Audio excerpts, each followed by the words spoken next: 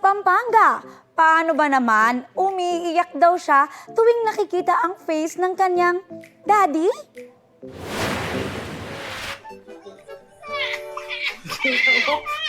Ayaw niya, di ba? Tama na. 3 buwan pa lang, obvious ng mommy's girl ang baby girl ni na Felix at Sunshine Peña.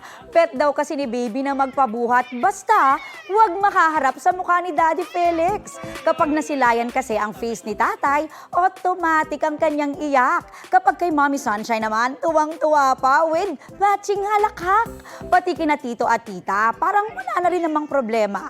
Kaya para calm, cool and collected daw si Baby Isabel, patalikod o pasandal na lang tuloy ang pagkarga sa kanya ni Daddy. Dasal daw ni Daddy na sana someday ma-convert bilang Daddy's girl si Baby. Kapuso, para sa mga maiinit na balita, mag-subscribe sa GMA Integrated News sa YouTube. Sa mga kapuso naman abroad, subaybayan nyo kami sa GMA Pinoy TV at sa www.gmanews.tv.